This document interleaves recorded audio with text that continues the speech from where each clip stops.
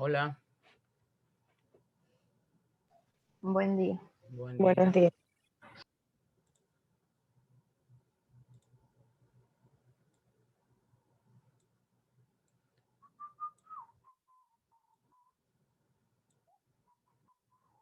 A ver, cuarto B. Hoy estamos 23. Está presente Moreno, Belis, Alvear, Morán, Salazar. Listo.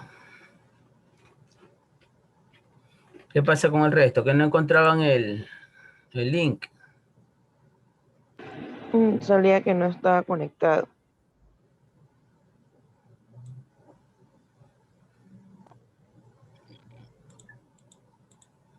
Pacheco, Pinela. Presente, buenos días. ¿Quién más anda por ahí? Loor.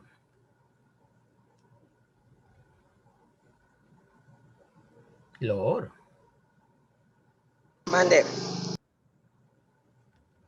Ah, ya.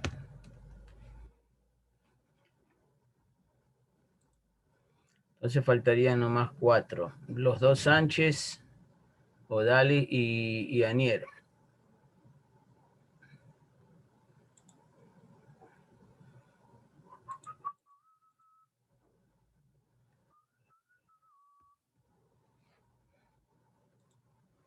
Nueve, 10, 8.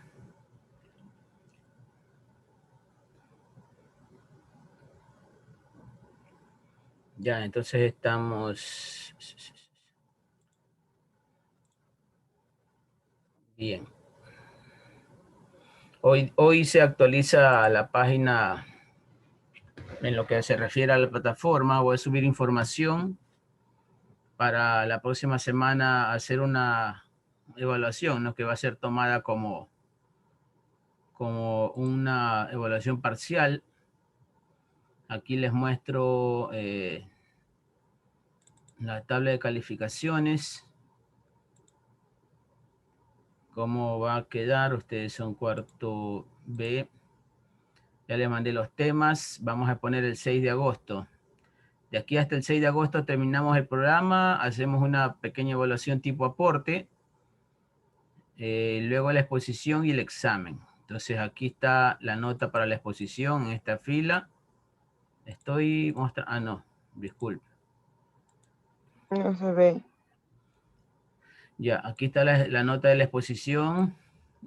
Ponderada sobre 4. O sea, es sobre 10, pero se la valora a 4, ¿no? Como parte de los 10 puntos finales. Aquí está la nota del aporte, ponderada sobre 3 y el examen. Ponderado sobre 4. Ah, no, exposición 3, aporte 3 y examen 4. Así es la cosa. Listo, entonces se están jugando 3 puntos con la exposición. Quiero un buen trabajo, ¿ah? Yo ya lo tengo desarrollado en el programa, pero no está bien que copien lo mío, pues no, son temas extensos. Por ejemplo, ¿por qué analizar los costos de accidentes y enfermedades profesionales? Es un tema que tiene que ver desde el punto de vista económico hasta el psicológico. Costos directos e indirectos en la empresa, no solo en los accidentes, ¿ya? Cálculo de costos, eso sí, cálculo de costos, lo que tiene que ver con los accidentes e incidentes laborales. ¿Cuánto costaría prevenir y cuánto costaría cubrir seguros de accidentes, ¿no? Ahí vamos a ver la diferencia. ¿Ya? Y como 6.4, análisis entre el costo y beneficio. Listo, esos son los 4 temas. Déjenme ver acá quién está pidiendo. Prendan su cámara, por favor.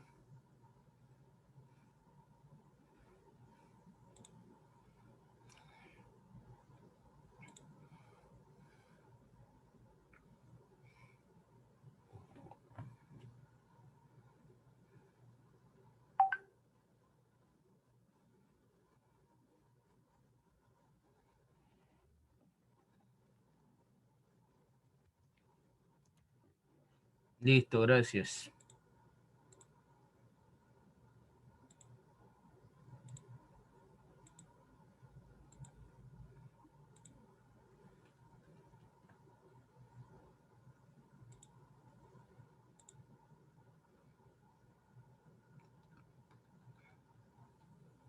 Esto va aquí, el día de hoy, estamos viernes 23, ya se acaba otro mes del año.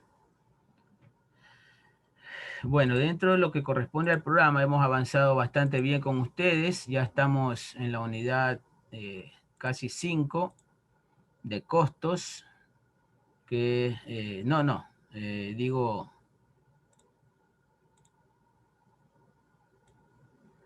en cuanto a los índices, el capítulo 5 trata principalmente de los índices. El capítulo 4 ya lo estábamos terminando. Aquí me quedé con ustedes después de haber analizado los riesgos psicosociales por cargos laborales. Vemos entonces los riesgos psicosociales a los que están expuestos directivos, técnicos, profesionales, trabajadores de servicio. Vemos que las cargas son diferentes, ¿no? ¿Ya? Por ejemplo, aquí en los directivos el ritmo de trabajo es el ítem más riesgoso, ¿cierto? En cambio, los técnicos sufren una falta de tiempo para el trabajo, cuando es mal organizado el trabajo, lógicamente, ¿no? Cuando la carga laboral está mal administrada. En cambio, los trabajadores de servicios, ya, limpieza, transporte, servicios industriales, servicios varios, por ejemplo, atención de comedor, atención del dispensario médico. Eso es de poca exigencia en relación con la capacidad que tienen cada uno de los profesionales en el área. Ese tipo de profesionales. Por ejemplo, el doctor del dispensario médico de una empresa, ustedes creerán que trabaja poco, ¿no? En sí, pero él en lo que más tiempo ocupan es en hacer informes y llevar estadísticas de todo lo que ocurre en la empresa, de realizar fichas, por ejemplo, fichas individuales concernientes a cada trabajador, los datos, edad, las enfermedades que pueda tener, tomas de presión, exámenes médicos anuales, probabilidades hereditarias, todo eso se le lleva el trabajo a los médicos laborales. No es que están atendiendo emergencias todo el día. Ese es el caso de ellos, ¿ya? Y ahí viene otros factores como ritmo de trabajo elevado, monótono, tareas repetitivas como es, por ejemplo, una camaronera, una procesadora de camarón, estar pelando camarón, esa es una tarea tediosa todo el día, estar parado ahí con frío de 2, 3 grados y estar pelando camarón, ¿no? ¿Ya? Ese frío te llega hasta los huesos, no hay ropa que te abrigue. Trabajadores de construcción, falta de autonomía, o sea, no tienen poder de toma de decisión. El trabajo también es repetitivo, aunque menos repetitivo que el de acá. ¿Ya? Salario por pieza, o sea, por lo que hagan. Falta de participación en consulta. ¿Por qué? Porque trabajan ya sobre un organigrama, sobre algo establecido, sobre planos, sobre medidas y todo eso, ¿ya? Aquí nos habíamos quedado entonces con ustedes. Estábamos, creo que, viendo este video. Déjenme recuperarlo, a ver cómo nos va.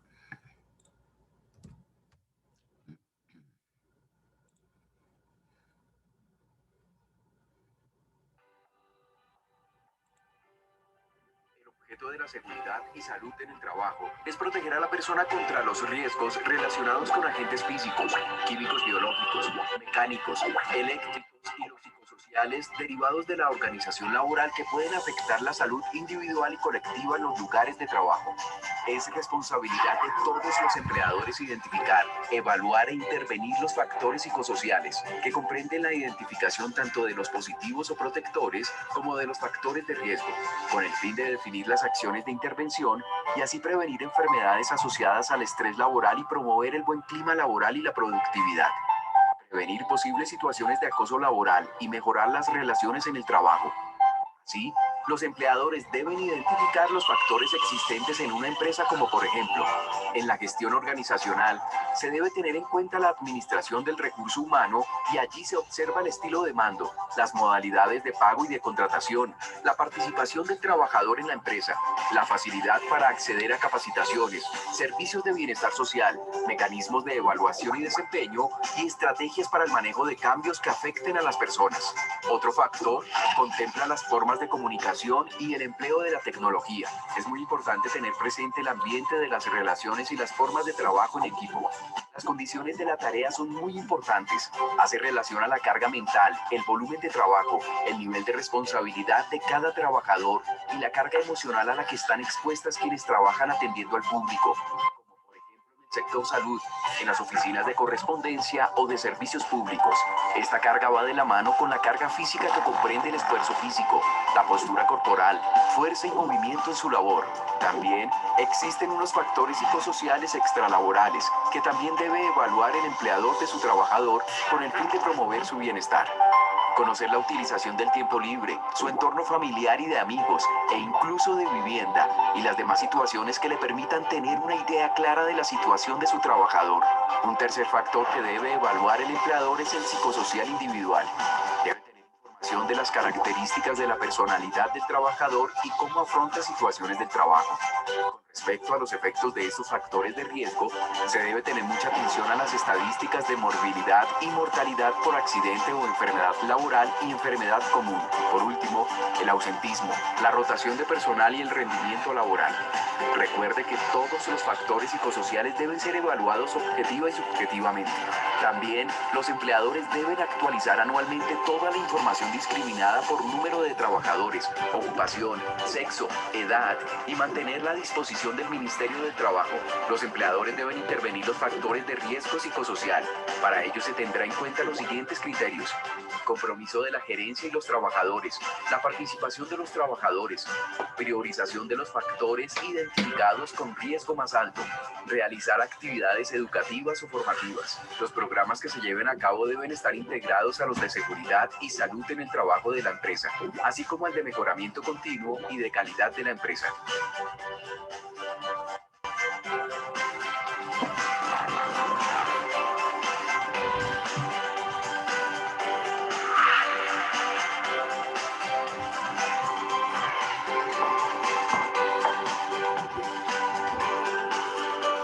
Todos por un nuevo país. Bien, aquí vemos que la ley colombiana ha creado un nuevo estándar, ¿no?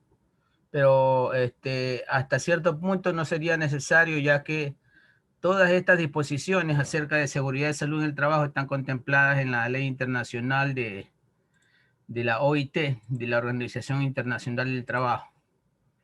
¿Ya? Entonces la reglamentación interna de cada país ya es como para pulir solo detalles. ¿Ya? Vamos con el concepto de enfermedad profesional. Déjenme ver cómo estamos de capítulo 5. Hoy terminamos el capítulo 6. Listo, capítulo 5 la próxima semana. Ya. Enfermedad profesional. No está. A ver, Belén.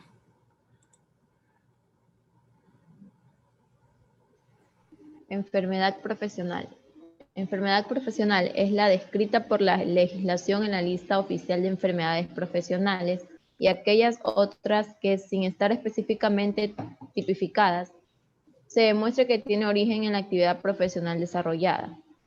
Ya. La definición Siga. La definición de la enfermedad profesional contiene, por tanto, dos elementos principales: la relación causal entre la exposición en un entorno de trabajo o actividad laboral específico y una enfermedad específica, y el hecho de que, dentro de un grupo de personas expuestas, la enfermedad se produce con una frecuencia superior a la tasa media de morbilidad del resto de la población. Los trabajadores No, jóvenes, un momento, Belén. Les pregunto, teniendo ese concepto de enfermedad profesional, dice, es la relación causal, relación, ojo, relación, tiene que tener relación, las causas de por qué el empleado tiene esta enfermedad y las condiciones de exposición en un entorno de trabajo. Yo les pregunto, si alguien se muere infartado en la cama de su casa durmiendo, una persona joven de 35 años, por ejemplo, ¿ya? Un oficinista que tiene sobrepeso por el hecho de tener demasiado trabajo, también tiene la variable de tener familiares, padres, madres con obesidad. Entonces, este chico en edad productiva, activa, se muere infartado a los 35 años acostado, bueno, durmiendo, digamos.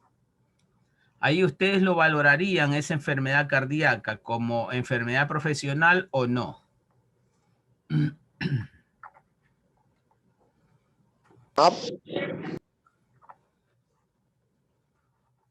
Si definimos la enfermedad profesional como consecuencia de la exposición específica a un entorno de trabajo, bueno, él tiene antecedentes, ¿no? Hereditarios, ¿cierto? Ya ha tenido una mala vida, ha comido mal, eso no depende de la empresa, no ha hecho ejercicio, eso tampoco depende de la empresa, pero culpa de la empresa sí es, por ejemplo, no hacer una pausa activa, no exigir que se dé un momento al personal de esparcimiento dentro, ¿ya? No haber establecido en el comedor, por ejemplo, dietas balanceadas para sus trabajadores, o sea, que el trabajador mismo escoja si va a comer normal o va a comer light. En la mayoría, bueno, no en la mayoría, en la minoría de empresas ya en estos momentos se ofrece una comida de dieta, donde el empleado, el trabajador escoge si quiere comer normal o quiere comer tipo dieta, ¿no? Entonces vean, esa razón, o sea, un infarto nos puede dar a cualquiera. Estemos gordos, estemos flacos, seamos oficinistas, seamos mecánicos, pilotos, ¿ya? Por muchas razones te puede dar un infarto y puede fallecer, ¿ya? Entonces, en este caso, esta enfermedad, este infarto sería no profesional, porque hay otros factores como la obesidad, como la falta de ejercicio, como la cuestión hereditaria y un descuido propio del trabajador, ¿no? ¿Ya? También dice que el concepto es una enfermedad específica y el hecho de que dentro de un grupo de personas expuestas, la enfermedad se produce con una frecuencia superior a la tasa media. ¿Ya? Por ejemplo, ahora, si en esa empresa, digamos, en el país, a nivel país, decimos 2 personas de cada 100 se mueren de infarto. Esa es la tasa, esta tasa media de morbilidad. Morbilidad quiere decir el grado de enfermedad, ¿no? ¿Ya? O de muerte en todo caso. Digamos, en el Ecuador se mueren 2 personas por infarto. Pero resulta que en esa empresa se murieron en ese año 6 personas de infarto. Entonces, ¿cómo lo tomarían ustedes? Ahí sí la empresa estaría contribuyendo a esta condición de estas personas o no. sí, Sí, porque el número es mucho mayor, ¿cierto? Dice una enfermedad específica y el hecho de que dentro de un grupo de personas expuestas, o sea, los trabajadores de la empresa, la enfermedad se produce con una frecuencia superior. Estamos hablando de que fuera de la empresa, a nivel nacional, el número es 2%, mientras en la empresa el número es 6%. Ahí sí se trataría de una enfermedad profesional. Entonces, esos factores hay que tomar en cuenta. Para eso es que existe un departamento médico. Claro que tiene que hacer un informe objetivo y sincero también, ¿no? A veces el médico por el hecho de trabajar dentro de la empresa y por el hecho de que le vaya bien a la empresa, depende su sueldo y su puesto de trabajo, a veces se pueden hacer informes no totalmente honestos, ¿no? Para librar a la empresa de alguna liquidación, algún dinero extra. Claro que eso lo cubre el Seguro Social, pero hay otros valores también. que existe entre la higiene industrial o higiene ocupacional y las condiciones ambientales es bien importante. ¿Por qué? Porque cuando una empresa no se controlan los agentes ambientales, llámese ruido, iluminación, temperatura, agentes biológicos, pues lo que va a ocurrir es una enfermedad laboral. Y una enfermedad laboral es aquella que está relacionada con el trabajo o las condiciones a las cuales el trabajador se ve obligado a laborar. Normalmente cuando la empresa no tiene un buen su programa de higiene industrial, no hace mediciones, no tiene un control de los peligros ambientales, pues lo que va a pasar es que la gente se va a comenzar a enfermar. Y cuando las patologías, digamos, se pueden tratar, se pueden curar, pues el médico entrará a curarla, ya sea el médico de la EPS o el médico de la empresa.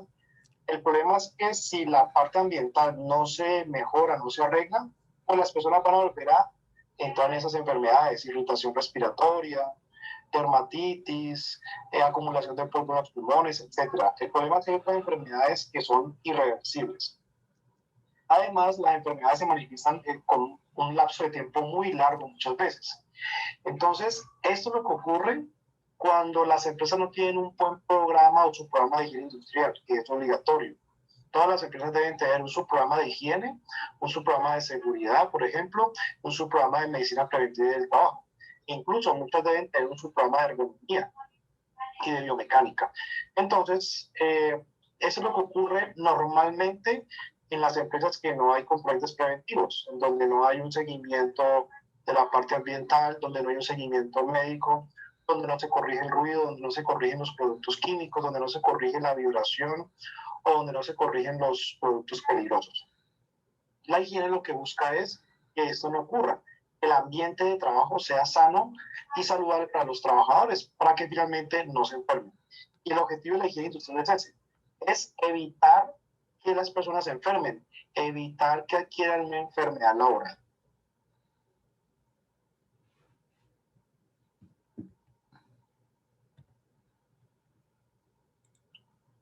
La relación que existe entre la higiene industrial o higiene ocupacional y las condiciones ambientales es bien importante.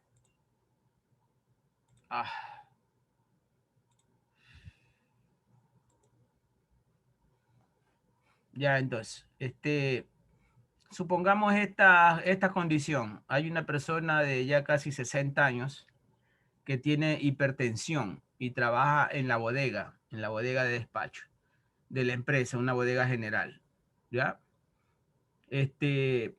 Supongamos que esta persona, bueno, en la bodega no se va a poner aire acondicionado, ¿no? La bodega generalmente es un galpón lleno de racks, lleno de perchas, ¿cierto? Donde se guardan repuestos automotrices, wipes, gasolinas, pinturas, todo lo que necesita la empresa se lo despacha desde ahí, ¿ya? Y además de esta hipertensión, de esta presión alta, al lado de esa bodega existe un taller mecánico, donde existe un ruido superior, muy superior a los 80 decibeles tabulados como valor máximo. Hablamos de que pueden existir entre 100 y 110 niveles. ¿Ustedes creen que esta persona en algún momento pueda sufrir de una enfermedad profesional debido a estos factores o no?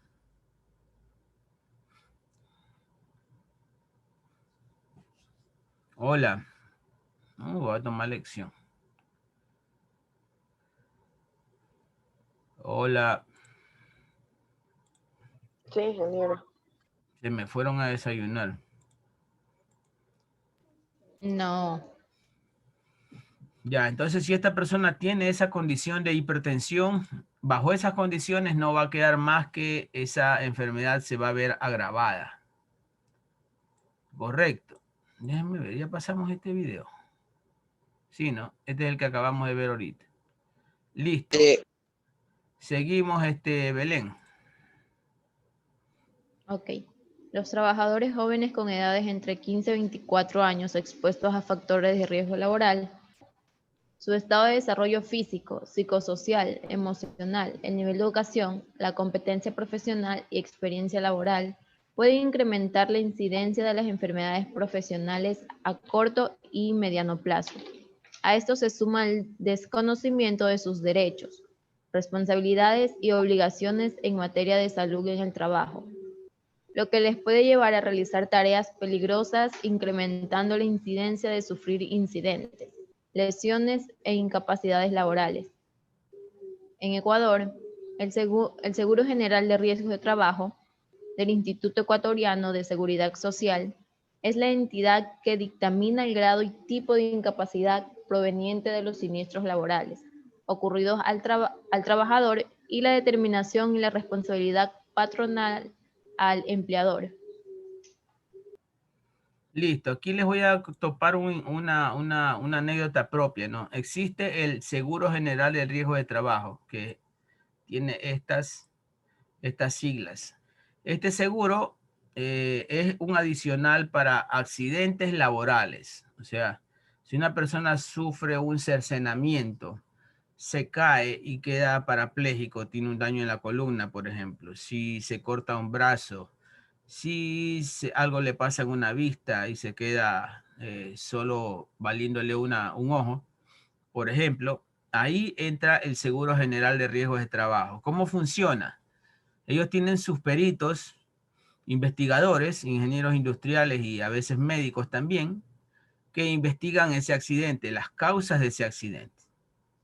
Correcto. Van, ven las condiciones en que ese trabajador que tuvo ese accidente, por qué ocurrió, si el trabajador estaba usando o estaban disponibles las medidas de protección en esa máquina, en ese puesto de trabajo, y tiene que llegar a una conclusión después de la investigación. Bueno, lo primero que ven es que el empleador esté al día en las aportaciones.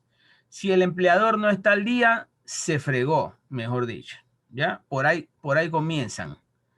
Luego ven si el puesto de trabajo estaba con las condiciones mínimas de seguridad, o sea, si el piso está seco, si el ambiente, la temperatura es la adecuada, si cerca de ahí estaban disponibles el casco, las gafas, los tapones antirruidos, ¿ya? Entonces, si todo eso está bien y aún así el trabajador se accidentó, bueno, se llega a la conclusión de que la responsabilidad del accidente fue del trabajador, ¿ya? Cuando esto ocurre, cuando la responsabilidad del accidente se la carga al trabajador, ahí entra el Seguro General de Riesgos de Trabajo a hacer una liquidación, dependiendo de las condiciones en que quede el trabajador. Antes existía un seguro que te daba una pensión vitalicia, por ejemplo. Tú te quedabas, te golpeabas en la espalda, te quedabas parapléjico en silla de ruedas y el Seguro General te pagaba una pensión vitalicia. Por ejemplo, tú ganabas $500 de sueldo y este seguro te declaraba un 50% de invalidez. El 50% de 500 era 250, ¿ya? Entonces, bajo esas condiciones, el Seguro General te jubilaba y aparte tú recibías los $250 que significaba el 50% de tu sueldo en ese momento. Correcto, esa es una pensión no de jubilación, sino de riesgo general del trabajo. Antes existía esa ley hasta el 2011. ¿Correcto? Ahora, dependiendo del porcentaje que te pongan ellos mismos, pues, ¿no? Ahora, por otro lado, si la responsabilidad o la culpa era del empleador, o sea, no brindaba las condiciones mínimas de seguridad, todo este dinero tenía que ser cancelado por el empleador. Y era cargado en la planilla de aportes del seguro. O sea, el seguro social se liberaba, en ese caso, de cualquier responsabilidad en el pago. Correcto, la ley dice eso. Yo en mi caso muy particular, ustedes ya saben con qué condiciones, y a mí me faltan unos dedos en la mano derecha, justamente fruto de un accidente laboral en el 2011, y yo estoy cobijado en este momento con este Seguro General de Riesgos de Trabajo. ¿Qué ocurrió? Bueno, en ese momento yo era como yo era el dueño del negocio, yo era mi mismo contratante, ¿no? Yo era patrono y trabajador. Yo estaba afiliado bajo mi mismo RUC, mi número de cédula. Entonces, no podían descontarme a mí mismo, pues, ¿no? Y me declararon un 55% en ese entonces, 55% de limitantes para ejercer mi función. Ahora, el Seguro Social te valora dependiendo de qué es lo que tú te afectaste y la función que venías cumpliendo. Por ejemplo, si eres chofer, ¿ya? Eres trailero, trabajas para una empresa y trabajas en transporte pesado y ocurre algo que te deja totalmente ciego, bueno, el ciego no puede manejar, pues, ¿no? El seguro te declaraba en ese caso un 100% de incapacidad, correcto, ¿ya? O si eres trailero te quedabas sin piernas, por ejemplo, o sin brazos. Entonces, te quedabas sin ninguna posibilidad de seguir ejerciendo tu trabajo, tu función, la función que estabas ejerciendo en ese momento. ¿Ya? En mi caso, yo estaba como jefe mecánico, ese era mi cargo dentro de la empresa, además de la administración general, pues, ¿no? Bueno, los mecánicos trabajan especialmente con sus manos, ¿cierto? ¿Ya? Y te ven si tú eres derecho o eres zurdo. Entonces, incluso fueron los 3 dedos más importantes de la mano, que son pulgar, índice y medio. Entonces, por eso me valoraron con un 55%. Todas esas condiciones están establecidas en una tabla que se llama Kaspersky, que era la tabla en la cual se basaba el Seguro de Riesgo General del Trabajo para hacer estas evaluaciones y estas liquidaciones en cuanto a el pago de este tipo de seguros. Hoy por hoy, esa ley que les cuento estaba vigente hasta el 2011. Hoy por hoy, el Seguro Social te dice, bueno, tuviste un accidente, es responsabilidad tuya y no del empleador, te damos un solo billete y ya nos olvidamos de ti, te dice. Ahora, ¿cuánto billete te va a dar? Eso ya depende, ¿no? Depende de la ley, depende de las trabas que te pongan, depende si tú metes abogado o no. Ya no existen seguros vitalicios. Correcto, en que el Seguro General Riesgo de Trabajo te vaya a decir, bueno, te vamos a pagar una pensión por el resto de tu vida. Eso ya no existe. Ahora le dan un solo dinero y se olvidan de esa cuestión. Sigamos, Belén. Estamos aquí. El listado de enfermedades profesionales consideradas actualmente en el país están en concordancia en el listado de la Organización Internacional del Trabajo, agrupadas en las siguientes maneras. Enfermedades profesionales causadas por la exposición a agentes que resultan de las actividades laborales. Enfermedades causadas por agentes químicos, enfermedades causadas por agentes físicos, agentes biológicos y enfermedades infecciosas o parasitarias.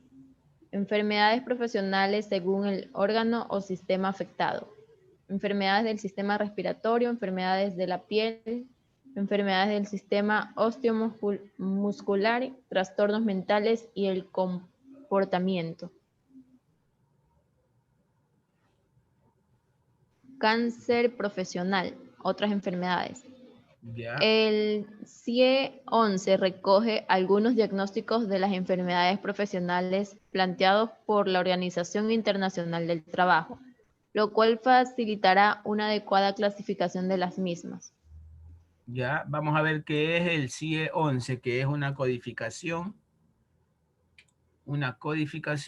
Esto estorba aquí. La OMS, la resistencia perpetua a la psiquiatría. Los contenidos, herramientas, codificar la CIE 11, servicios web para tener acceso. Guía de referencia CIE 11, diferente. Nota descriptiva. La Organización Mundial de Trabajo publica hoy.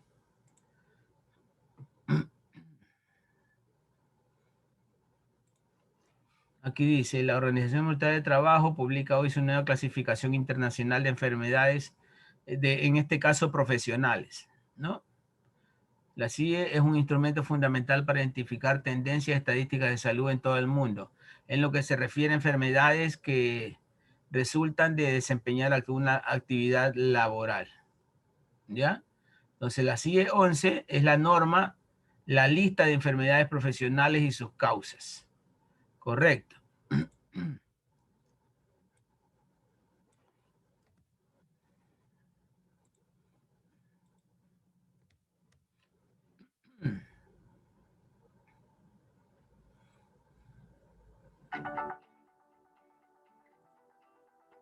Calificación de enfermedades profesionales.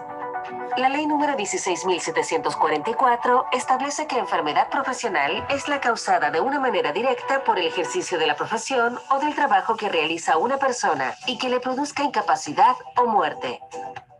El proceso de calificación de enfermedades profesionales se aplica a aquellas patologías denunciadas como de origen presuntamente profesional, cuyo objetivo es determinar el carácter laboral o común de la aludida patología. La Superintendencia de Seguridad Social ha definido que los organismos administradores deben realizar el proceso de calificación, que se describe en el siguiente video, y fiscaliza su correcta ejecución. ¿Qué debo saber sobre el proceso para la calificación del origen de enfermedades denunciadas como laborales? Denuncia.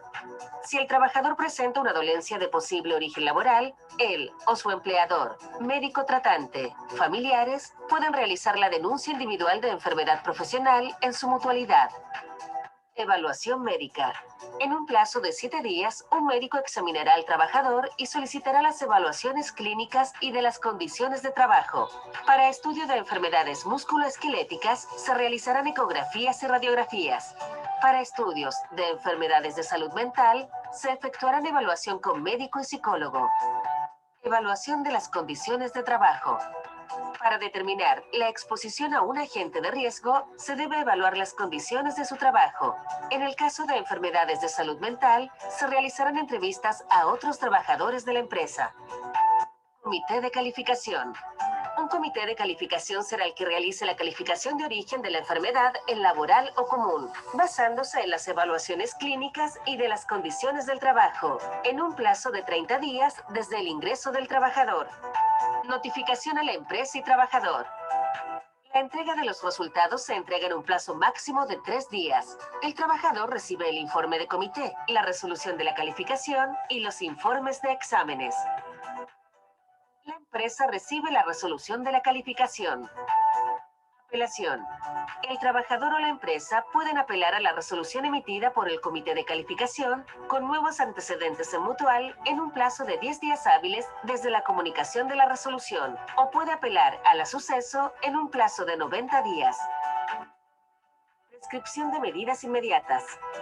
El organismo administrador deberá indicar las medidas del control del riesgo en un plazo máximo de 10 días hábiles contado desde la fecha de la calificación. Verificación de cumplimiento. Mutual de Seguridad, junto con el empleador, deberá fijar a la entidad empleadora un plazo para el cumplimiento de las medidas prescritas, el que no podrá ser superior a 90 días corridos desde la fecha de calificación. Si antes de transcurrir este plazo se produjera la reincorporación del trabajador, esta deberá efectuarse en un puesto de trabajo en que no se encuentre expuesto al riesgo que dio origen a su enfermedad. Al haber una denuncia individual de enfermedad profesional, si el caso es calificado como laboral, el trabajador recibe atención médica hasta la curación de su enfermedad, como también prestaciones económicas si presenta incapacidad transitoria o permanente. El empleador debe privilegiar el cumplimiento de las prescripciones de medidas que tengan por finalidad modificar las condiciones de riesgo causantes de la enfermedad profesional, para evitar que otros trabajadores se enfermen. Si el caso es calificado común, el trabajador es derivado a su sistema previsional de salud, FONASA o ISAPRE. En caso de falta de apoyo por parte de la empresa en el proceso de calificación o no implementa la prescripción de medidas inmediatas, Suceso instruye que Mutual está obligada a informar a la Seremi de Salud y la Inspección del Trabajo. Deberes del trabajador. Tomar conocimiento del proceso de estudio al cual acepta ingresar. Entregar información veraz acerca de su enfermedad, identidad y dirección. Tratar respetuosamente al personal de salud. En los casos de estudio de salud mental, debe entregar informantes en la etapa de evaluación de las condiciones de trabajo, presentarse a todos los controles citados y seguir las indicaciones médicas. Si no se presenta a 2 citaciones, el caso será cerrado por abandono del estudio. Derechos del trabajador. Recibir información oportuna y comprensible de su estado de salud y del proceso de estudio de calificación de enfermedad profesional. Recibir una atención de calidad y segura según protocolos establecidos. Que su información médica no se entregue a personas no relacionadas con su atención médica. Deberes del empleador. El empleador debe facilitar la realización de la evaluación de las condiciones de trabajo. En los casos de estudio de enfermedades musculoesqueléticas, el empleador puede asignar a un representante de la empresa que conoce las funciones, tareas que realiza el trabajador, para corroborar dicha información. En los casos de salud mental, facilitar la participación de los informantes solicitados por parte del trabajador y de la empresa. Implementar las prescripciones de medidas inmediatas instruidas por Mutual de Seguridad, dentro del plazo establecido. Derechos del empleador.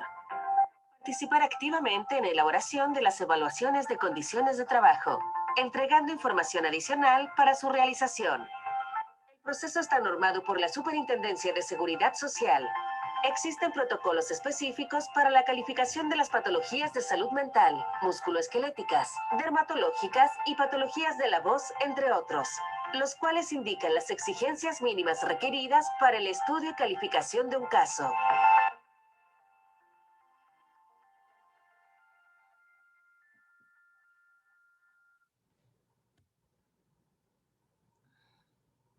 Listo, entonces ahí están las condiciones bajo las cuales se califican las enfermedades profesionales, que son aquellas derivadas y relacionadas con tu actividad específica desarrollada durante tu trabajo.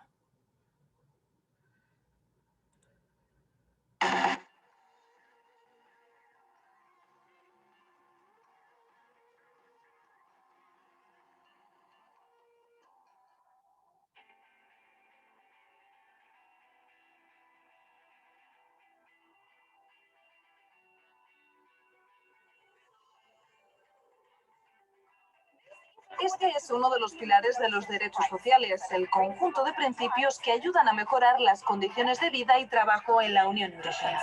In the European Union. I am Sasha Bakulina and En este episodio de Rural Economy observamos de cerca lo peligroso que puede ser el entorno laboral, cuáles son los riesgos que afrontan millones de europeos a diario y cómo minimizarlos y eliminarlos. how to minimize and eliminate them. Uno de los mayores problemas de salud que se ciernen sobre los lugares de trabajo en Europa y de hecho en todo el mundo es el cáncer. Representa más de la mitad de las muertes anuales relacionadas con el trabajo. El 24% sobreviene por enfermedades circulatorias y el 2% por lesiones. Si bien el cáncer es una enfermedad compleja y es difícil identificar ciertos factores de sus causas, está claro que los cánceres generados por la exposición a sustancias químicas en el lugar de trabajo pueden prevenirse reduciendo o eliminando estas exposiciones.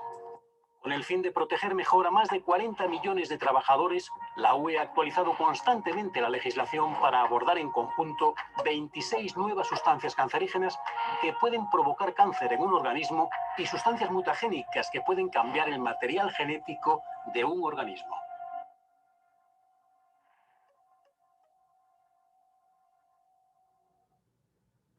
Lavar desde el celular.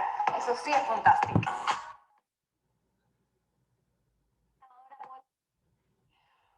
La Agencia Europea para la Salud y Seguridad en el Trabajo estima que las enfermedades y lesiones causadas en el trabajo cuestan a la Unión Europea unos 476.000 millones de euros al año, sobre el 3,3% del PIB de la Unión Europea.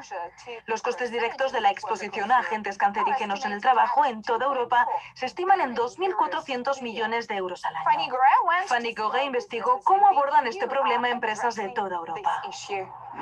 Casi la mitad de Croacia está cubierta de bosques y algunos de sus árboles se utilizan para la construcción de alta calidad. Pero trabajar con madera puede ser perjudicial. Nos dirigimos a esta empresa que fabrica parquet. Esta viruta, cuando es inhalada por los trabajadores, se deposita en la nariz, garganta y otras vías respiratorias. Puede causar irritaciones, enfermedades de la piel y respiratorias y, en caso de exposición prolongada, cáncer. Se estima que alrededor de 3 millones de trabajadores están expuestos al polvo de madera, a la viruta, en toda Europa. Hace 3 años, la empresa fue comprada por un grupo privado. Han invertido en conseguir aumentar la producción, usar productos ecológicos y proporcionar un lugar de trabajo saludable. Realizamos modificaciones en el sistema de escape, también invertimos en el sistema de ventilación, por lo que hemos separado los filtros con bolsas que recogen el polvo y luego las partículas se recogen y las transportamos a silos más grandes. Ahora vemos qué podemos hacer para mejorar más, qué sustancias podemos reducir al mínimo absoluto, porque un trabajador más seguro y satisfecho es un buen trabajador. Aquí los trabajadores se benefician de una protección adecuada. Sin embargo, en Europa, el 11% de los trabajadores encuestados declararon estar expuestos a los vapores de disolventes, 15% a humo y polvo y 17% a productos químicos durante al menos un cuarto de su tiempo de trabajo. Los empresarios europeos deben declarar los productos cancerígenos que usan y el número de trabajadores expuestos a ellos. Sin embargo, dado que no hay sanciones por incumplir la norma, no todos los empresarios informan sobre ello en Croacia. Lo que necesitamos es una mayor supervisión para ver si se cumplen las regulaciones. En Francia, la Agencia Internacional para la Investigación del Cáncer evalúa a los agentes sospechosos. Los clasifican en 4 grupos según el grado de riesgo comprobado. Grupo 1, que se conoce como cancerígenos, que contiene 120 sustancias o agentes en ella. De estas 120 sustancias, se sabe que alrededor de 70 están actualmente o en el pasado dentro del lugar de trabajo. Y por eso ha sido muy importante para los países y las organizaciones internacionales tomar medidas para reducir la exposición en el lugar de trabajo. La UE ya ha tomado medidas para reducir la exposición en el medio laboral. En Bilbao lo tratamos con la directora ejecutiva de la Agencia Europea para la Seguridad y la Salud en el Trabajo, Krista Sedlec. Ahora la Unión Europea modificó la directiva sobre carcinógenos y mutágenos y tenemos 26 sustancias que causan cáncer, así como límites de exposición laboral para estas 26 sustancias. Cumpliendo estos límites de exposición podríamos evitar la muerte de cientos de miles de personas. Señora Sedlec, ¿qué sectores son los más peligrosos para los trabajadores? Por ejemplo, la soldadura es uno de ellos, porque allí se generan los carcinógenos durante su funcionamiento. Pero también tenemos profesiones como la de enfermera en el sector sanitario, donde están expuestos a productos cancerígenos. También los peluqueros, porque usan productos químicos que en parte incluyen carcinógenos. Y no olvidemos el sector de la construcción, porque el mantenimiento de los edificios también es tarea de alto riesgo debido al asbesto o al polvo de sílice.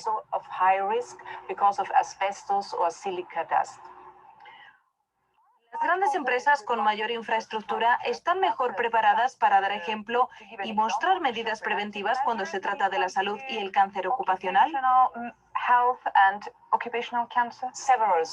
Varias encuestas y también investigaciones indican claramente que las empresas más grandes tienen un enfoque más sistemático de la seguridad y salud en el trabajo, mientras que las micro y pequeñas empresas no tienen un enfoque integral. Reaccionan principalmente cada vez que se produce un caso. En la agencia hemos desarrollado una herramienta de evaluación de riesgos interactiva en línea llamada OIRA, que brinda asistencia a pequeñas y medianas empresas. Está en la web, es gratuita, de fácil acceso y, por supuesto, lo obtenido al usar esta herramienta es una muy buena evaluación de riesgos. Le hemos pedido que nos muestre un objeto real para ilustrar el tema. ¿De qué se trata?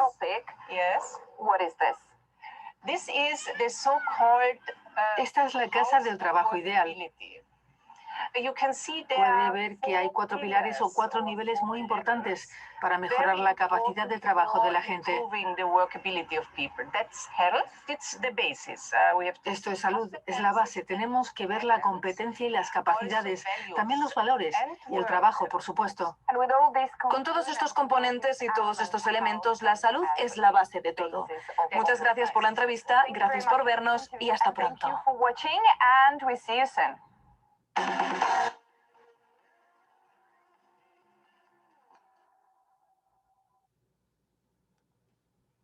Bien. Entonces, a nivel europeo, ¿no? El análisis de las enfermedades profesionales acerca de los cánceres, diferentes tipos de cánceres. Ya vemos que el sector de la construcción es uno de los más afectados.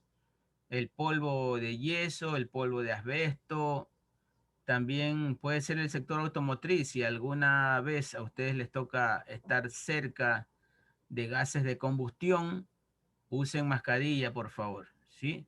Usen mascarilla. Así el coronavirus ya deje de ser una carga para la sociedad, ustedes sigan protegiéndose. Estamos aquí. A ver, aparte de Belén, déjeme ver Salazar. Clasificación de la higiene industrial.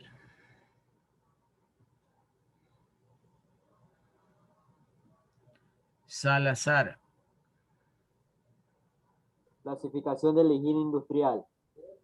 Los contaminantes higiénicos presentes en los ambientes de trabajo y estudiados por la higiene industrial se clasifican en 3 grupos. Agentes químicos, gases, líquidos y sólidos. Agentes físicos, ruido, vibraciones, calor, frío, iluminación y radiaciones. Agentes biológicos, bacterias, parásitos, virus y hongos. Dada la gran diferencia existente entre los 3 grupos, las alteraciones y efectos que estos pueden provocar en la salud de un trabajador van a depender de multitud de variables. Aún así, es posible establecer unos factores generales básicos comunes a todos los contaminantes higiénicos y cuyo papel condiciona el efecto que dicho contaminante produce en el trabajador. Dichos factores son: naturaleza de los contaminantes, dosis igual concentración por tiempo, estado fisiológico, predisposición individual, efectos combinados. Higiene industrial. El higienista industrial. Para evitar que se produzca un daño a la salud, la higiene industrial es la disciplina preventiva que estudia las condiciones en el medio ambiente de trabajo, identificando, evaluando y controlando los contaminantes de origen laboral. Puede definirse como la técnica no médica de prevención de enfermedades profesionales. Las funciones higienista industrial son muy diversas, tal y como lo indica su título. Es la persona capacitada para llevar a cabo todas las tareas de prevención de riesgos laborales. Lo hace dentro de cualquier entorno laboral. Estas funciones son pronosticar los posibles riesgos para la salud, concretamente, todos los que puedan ejercer las funciones que se encuentren realizando el trabajador.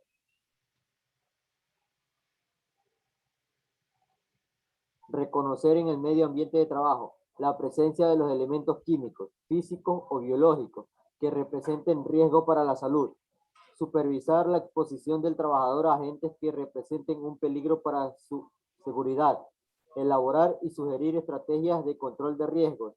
Realizar formación a los trabajadores, capacitación especializada en materia de prevención de riesgos laborales. Identificar los factores que pueden estar generando impactos negativos a nivel medioambiental.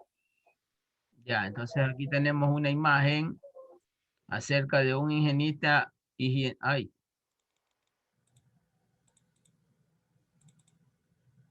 un higienista industrial desempeñando o educando, instruyendo a una nueva trabajadora de bodega. Este es el área de bodega, ¿cierto? Aquí están llenos de racks, vean, estos son los racks. Aquí hay un montacarga eléctrico. Dentro de una área así no puede existir un montacarga a combustible fósil. ¿Por qué? ¿Por qué no puede existir un montacarga normal ahí, de gasolina o diésel? ¿Quién se gana un punto? Ustedes que ya vieron mecánica.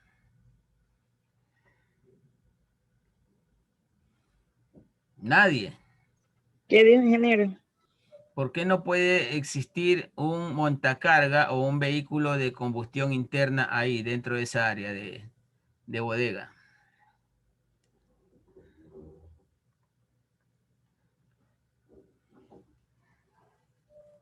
Por los elementos que están ahí, como el cartón, todo eso.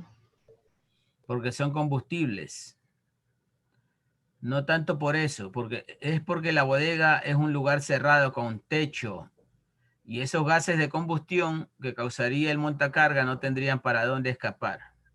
Entonces, de ley tiene que haber un montacarga eléctrico en esos sectores cerrados. Correcto. Los montacargas a combustible, los que producen gases, esos son para afuera, para la parte externa. ¿Listo? Desde eso tiene que ver el higienista industrial. El piso aquí, bueno, no hace falta que esté señalizado. Los zapatos están correctos. Ya no hace falta que tenga... Miren, ninguno de los tres tiene... Aquí, este sí debería tener casco. El operador del montacarga. Sí debería tener casco.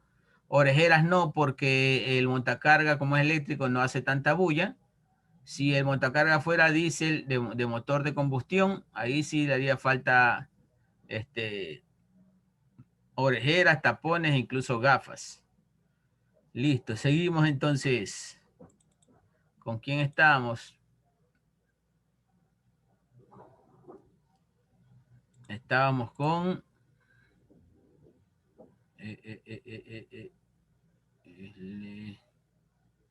¿Quién estaba leyendo? Salazar estaba leyendo. Hola. Ya voy a tomar lista de nuevo, que se me fueron. A ver, prendan sus cámaras. Ya se me fueron. Me da ganas, ahí es que me da ganas de tomar lección sorpresa.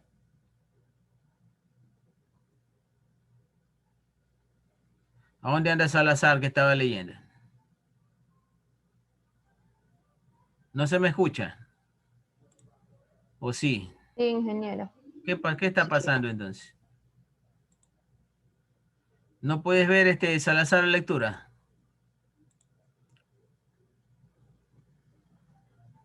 Salazar, no se te escucha. Es decir, todas las acciones que ayuden a garantizar la seguridad de los trabajadores en la ejecución de sus tareas diarias. Su finalidad es ayudar a construir un ambiente de trabajo saludable y responsable, un compromiso con el bienestar de los empleados, de la sociedad y del medio ambiente. La presencia de un profesional de la higiene industrial en la empresa es prácticamente imprescindible, bien sea propio o externo, contratado a través de un servicio ajeno para una actividad puntual o continua. La Organización Internacional del Trabajo establece estándares y recomendaciones de calidad para la realización de estas funciones de forma óptima. La correcta ejecución de sus funciones garantizará el bienestar que todos deseamos dentro del ambiente de trabajo. Muy bien, un momento, me olvidé de poner un título acá. Aquí ponemos el cáncer.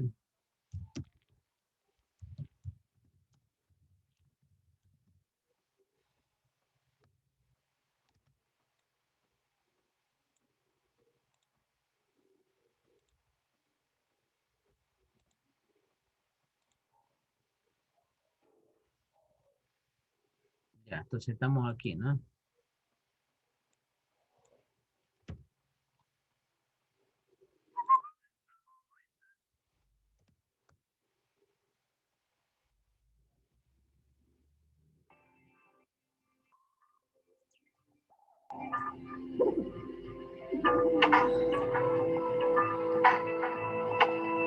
Supervisor en seguridad y salud en el trabajo.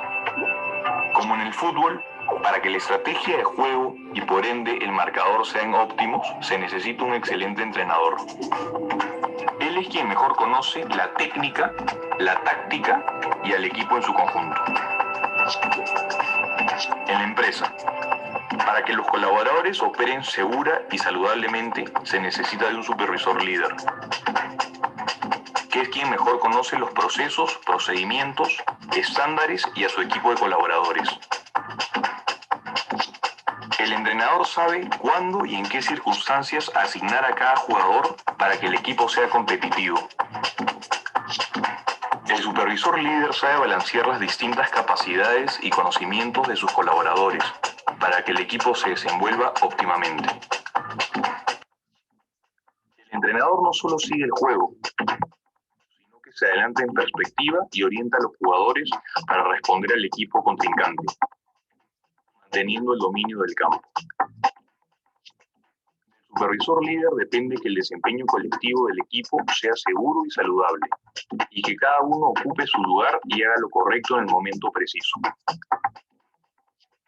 Con entrenadores que saben dirigir al equipo, se llega a la meta. Con supervisores líderes, íntegros y comprometidos, se promueve el empoderamiento de la seguridad y salud como un valor, la aplicación de estándares, la colaboración sincronizada y de alto rendimiento.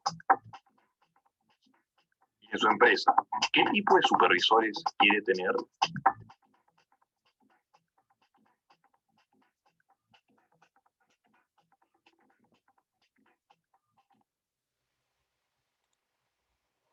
Hablamos ahí de supervisores líderes, ¿no?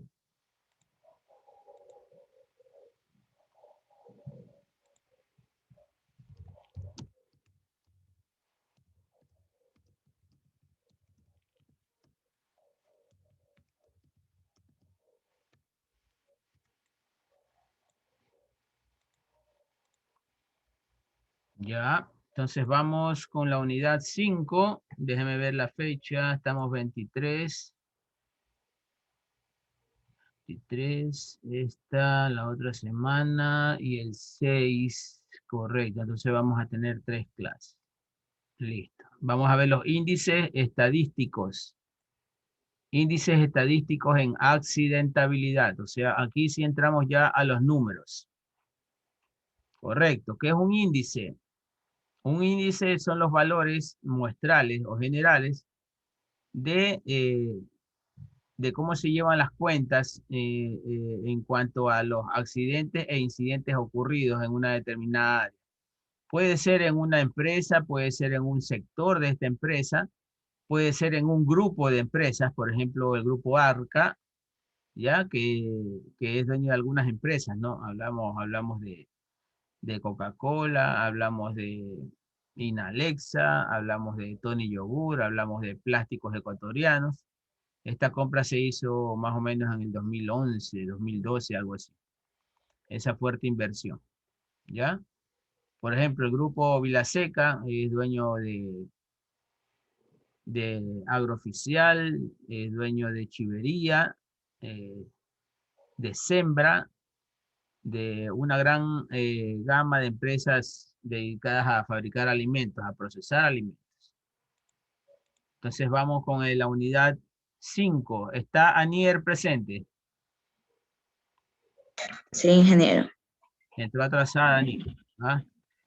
¿Quién de los dos Sánchez está presente? ¿Cuál de los dos ingresó? Todos dos, ingeniero. Ok. A ver, vamos con Steven. Ya me olvidé la voz de Steven.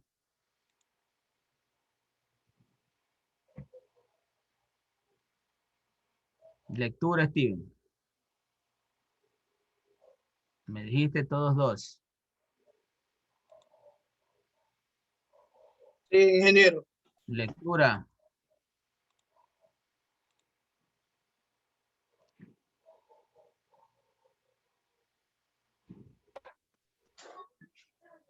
Unidad 5. Índices estadísticos de accidentabilidad. Método de cálculo. La ley obliga a las empresas a llenar un parte oficial de accidentes de trabajo en que se produzcan lesiones, exista bajo o no. La ley de prevención de riesgos laborales impone la necesidad de investigar los accidentes para analizar sus causas y proponer y adoptar las medidas necesarias para evitar la ocurrencia de otros accidentes similares, por lo que es necesario llevar un contaje interno para accidentes sin lesiones, para expresar en cifras las características de la accidentabilidad de una empresa. Se utilizan índices estadísticos que se expondrán a continuación. ¿Sigo? Sí. Índice de frecuencia. El índice de frecuencia es un indicador acerca del número de siniestros ocurridos en el periodo de tiempo en el cual los trabajadores se encontraron expuestos al riesgo de sufrir un accidente de trabajo. El índice de frecuencia corresponde al número total de accidentes con lesiones por cada millón de horas. Hombre de exposición al riesgo. Ya, entonces el índice de frecuencia es la siniestralidad en el cual los trabajadores se encontraron expuestos al riesgo de sufrir un accidente de trabajo. Se calcula usando el número total de accidentes con lesiones por cada millón de horas hombre de exposición al riesgo, o sea, hombres de trabajo puede ser. ¿Ya? Pero si no sabemos, si no se hace este reporte, parte, dice la ley, obliga a las empresas a llenar un parte oficial. Si no existen estos partes oficiales, estos reportes formales, ¿de dónde vamos a sacar el número total de accidentes? Pregunto yo. Entonces, para hacer los cálculos de siniestralidad es necesario primero hacer los reportes, un parte oficial del accidente. Luego de eso, las horas hombre ya las podemos sacar, ¿no? Supongamos en una empresa, vamos a abrir un Excel.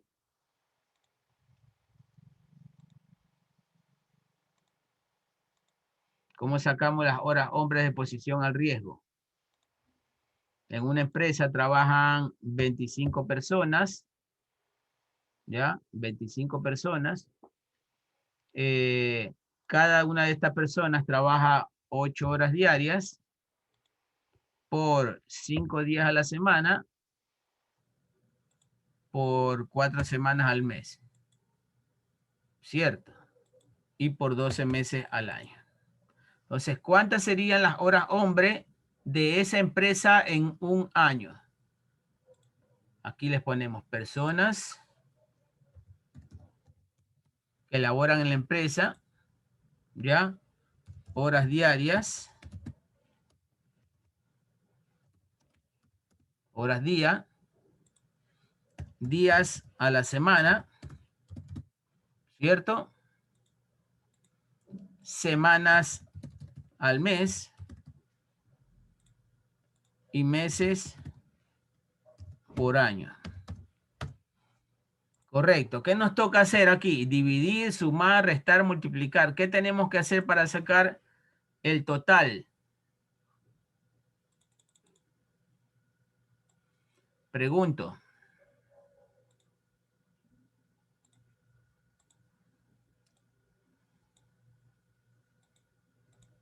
¿Qué tenemos para sacar el total de horas hombre?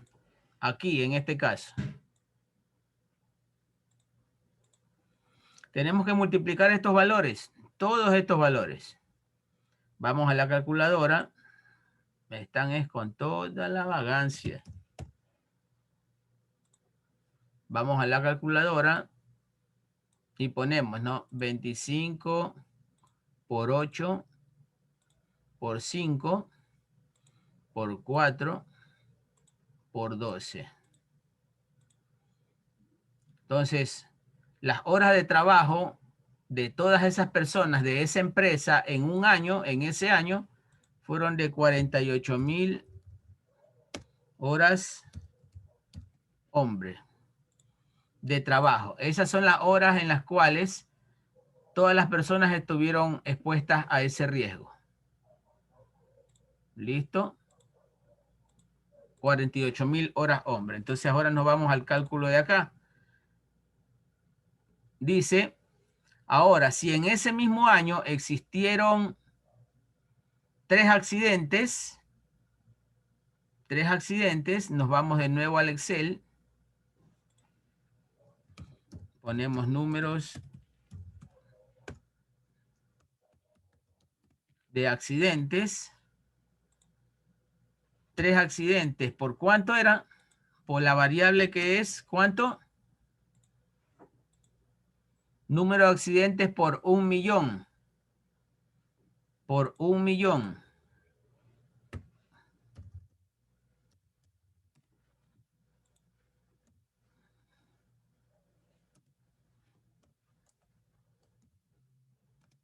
¿Ya? Número de accidentes por 1 millón. Entonces son 3 millones. ¿Cómo se calcula entonces para este caso el índice de frecuencia? El índice de frecuencia sería igual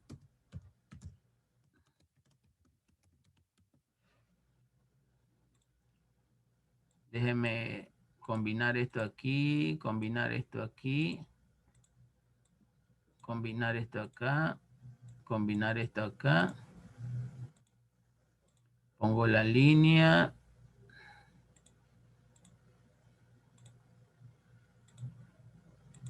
Y aquí le pongo un igual.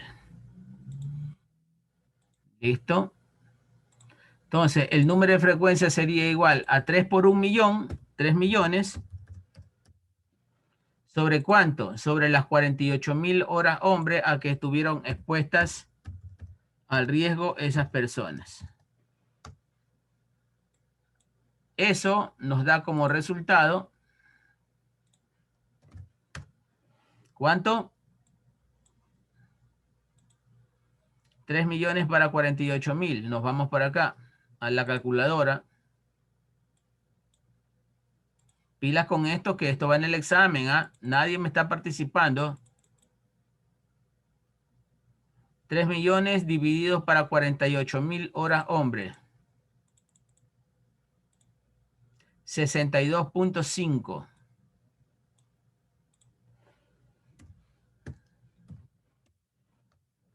Ese sería el índice de siniestralidad.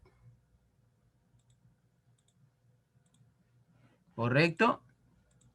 En este caso, ¿no? Con 25 trabajadores bajo esas circunstancias, 25 personas trabajando 8 horas al día cada una, por 5 días a la semana, por 4 semanas al mes, por 12 meses al año.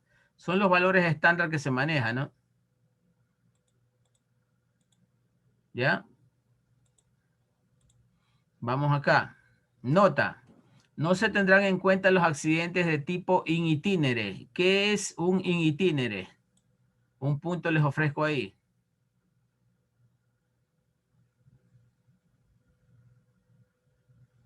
Pregunto, ¿qué es un accidente de tipo in itinere? Que no pueden ni leer. Cámara, niños. Se me van, tienen sueño. Tengo una evaluación lista ahí para ustedes, para que se despierten un poco. Solo que ya nos faltan 10 minutos, ya no hay tiempo.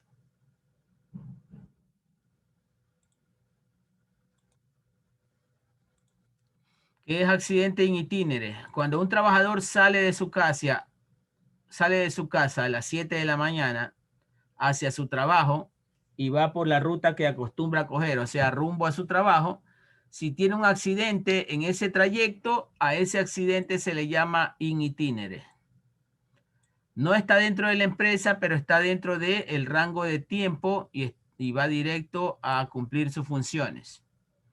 Correcto. Ahora, si ese trabajador sale a las 5 de la tarde, ¿ya? Y de ahí se va para su casa, ese trayecto también es in itinere. Si tiene un accidente, si se cae del colectivo, si lo atropellan, ese es un accidente tipo in itinere. Ahora, si tú saliste del trabajo y te desviaste de la ruta y no te fuiste directo a tu casa, sino que te fuiste por ahí, ¿ya? Eso ya no es un accidente in itinere. Tienes que estar dentro de la trayectoria que regularmente tú recorres para ir de la casa a tu trabajo y de tu trabajo a la casa. sea el tiempo que sea que tú recorras. Por ejemplo, si tú trabajas en Daule y vives en Guayaquil, toda esa trayectoria que te cubre el llegar 1 hora y media, ¿ya? Todo lo que te ocurra ahí como accidente laboral, bueno, eso se considera un accidente de tipo in itinere. Bueno, no se tendrán en cuenta los accidentes de tipo in itinere, solo los que ocurren dentro de la empresa. Deberán calcularse las horas de trabajo reales, descontando las ausencias laborales por razones tales como accidentes, enfermedades, permisos, licencia, entre otras razones. O sea, este valor de total de horas hombre tiene que ser neto, descontando o no tomando en cuenta cuando una persona se enfermó. Acá yo lo hice de forma general, ¿no? Según mi cálculo, esas personas, nunca nadie faltó al trabajo, nunca nadie pidió permiso, nunca a nadie le había pasado nada. Por eso que yo puse los datos completos. 25 personas, 8 horas al día, 5 semanas, 4 semanas, 12 meses al año. ¿Ya? Pero realmente se calcula tomando en cuenta todo esto. Por eso es que hay que manejar unas estadísticas pormenorizadas, o sea, llevar la cuenta de cuántas horas reales han trabajado esas 25 personas, quitando permisos, quitando enfermedades, licencias, cualquier otra causa. Aquí tenemos un ejemplo, vamos a ver este ejemplo. Una empresa ha tenido 30 accidentes, en la misma trabajan 300 personas, durante 50 semanas de 48 horas al año. Durante este periodo, los trabajadores han faltado al trabajo por distintas razones, el 8% del total del tiempo trabajado en ese año. ¿Ya? Vamos a resolverlo acá. Le damos la baja a esto. ¿Ya? Usamos la misma tabla. Un momento. Este lo hacemos crecer.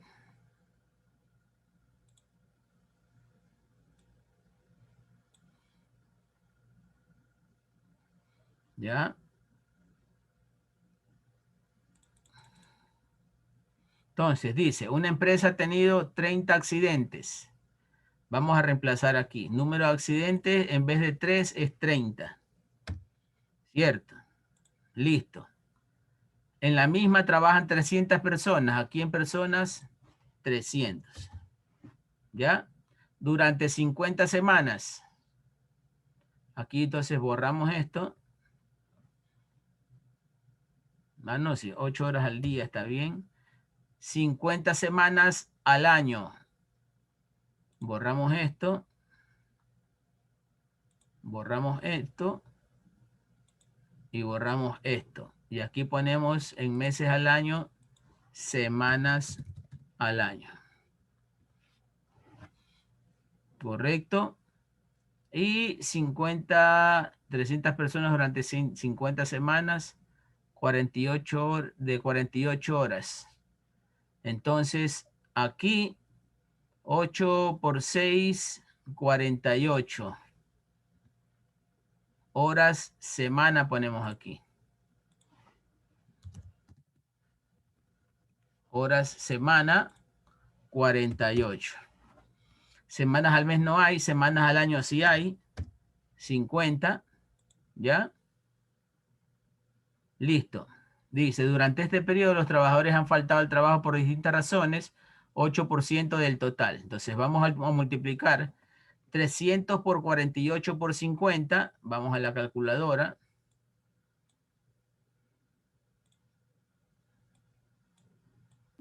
$720,000 sale. 300 por 48 por 50. 720,000, ¿cierto? Sí. Ya, listo.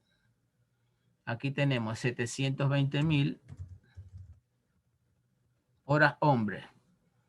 Pero hay el detalle de que el 8% del total de este tiempo han sido faltas. O sea, a esto hay que quitarle un menos, ¿cuánto? 8%, ¿cierto? ¿Ya? Entonces, a esas 72,000 horas se las multiplica por .92. ¿Por qué .92? ¿Por qué .92? Porque .92 es el 92% de esas horas totales. ¿Por qué 92%? Porque le estamos restando este 8% de aquí. Correcto. Vamos a hacerlo de dos maneras. Lo multiplicamos por 0,92 como yo les digo y eso nos queda 662.400.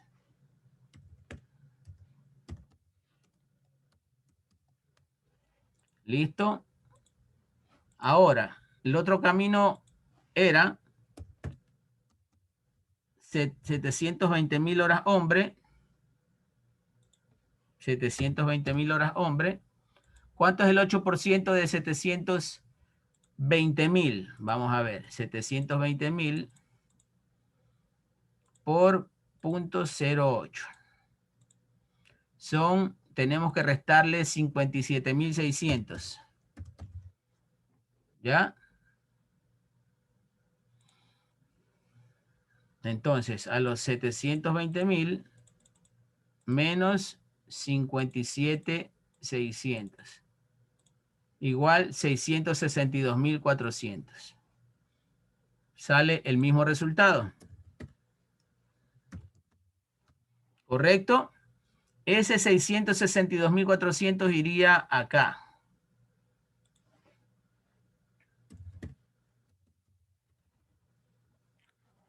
¿Ya? Y el total de acá ya no serían 3 millones, sino 30 millones. Listo. Ahora sí nos vamos a la calculadora y sacamos 30 millones dividido para 662.400. Ese índice sería 45,28.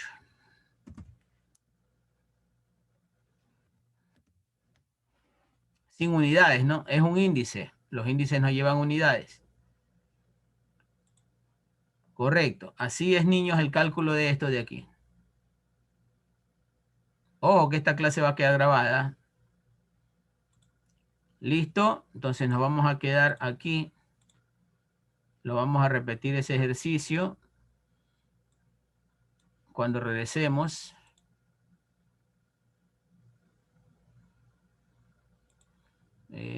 Aquí estamos.